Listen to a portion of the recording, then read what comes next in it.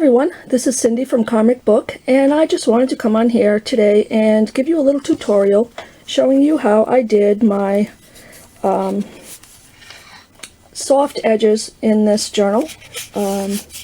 So let's see, what I used is some coffee dye, and you can use just clear water and ink your edges later. I like this way because it tends to give me a little bit of a softer edge, and I'll talk more about that as we go along. Okay, so I've got a few different kinds of paper here just to show you the different effects that you get with this technique. So we'll start with just regular printer paper here. And my battery's about to go dead. So the first thing you do is you take your ruler, and you want a ruler that's going to lie nice and flush with your paper and give you a good seal between the ruler surface and your paper surface. I like these metal rulers for that. So what I do is turn it upside down, take my brush with some coffee stain, and I just go right against that edge. And you want a paintbrush with a nice thin profile. My lighting is not that great in here right now, but can you see that? As opposed to a fluffy brush, you want a thin profile brush. Okay, and then you just run it right down the edge, and you wait a few seconds, and then you can just tear your paper away right against the ruler, and you get a nice let me see, I'm sorry about all the shadows in here today, guys, this is terrible. You get a nice soft edge, and if you take an old toothbrush and just brush out, you'll see the fibers. You can pull those fibers out even more for an even softer edge.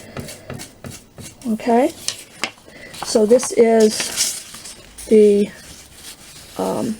regular printer paper. Let me see if I can move this light and get a little bit better. That's not really helpful, but okay. Well, moving on. This is just 60-pound cardstock. Where's my brush here? Okay, so we're going to see what happens with the cardstock. Get our ruler.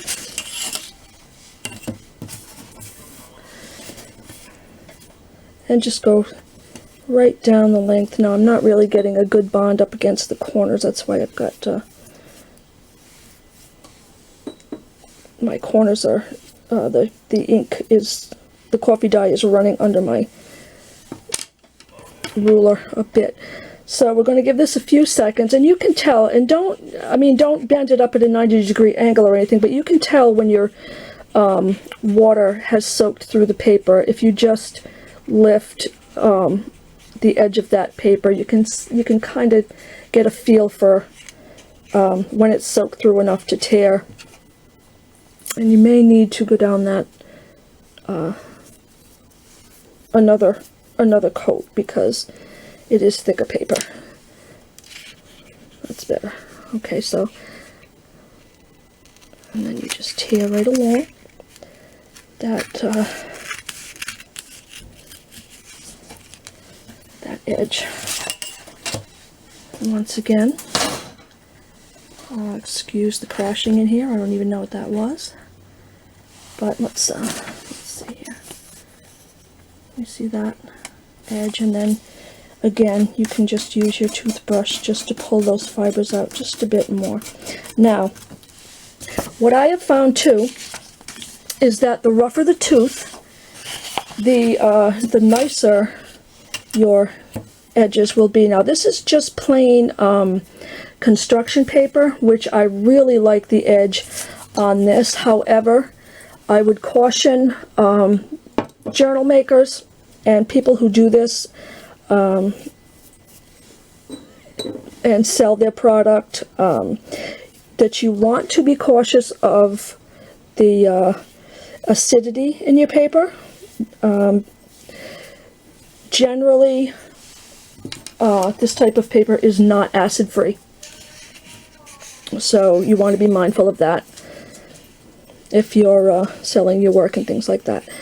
Okay, so we'll just tear this down the length of our, this is not quite soaked through at the other end here, but up top you can see you have a nice soft edge, and those fibers are really nice and fluffy and soft. And again, you can pull them out further with your toothbrush to make them even softer. And as long as the paper is wet, you can mold, you know, you can just keep pulling, and you know, if you really want a rustic looking edge that's not straight at all, maybe a little torn, maybe a little weathered looking, you can, as long as it's wet, you can just keep tugging at that paper and mold it however you'd like. So that's how you do the soft edges. You can, as I said, you can use just plain water and ink your edges after. However, that will tend to break off some of your fibers, and you know, you won't get quite as soft of an edge. Now you can see down here where the paper is beginning to dry a bit, that your edges are going to lighten up.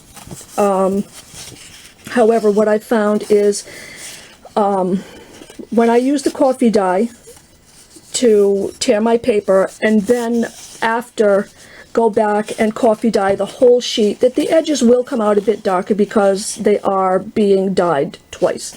So you will get a little bit of a darker edge, even if you choose to do it this way and then coffee dye the whole page later.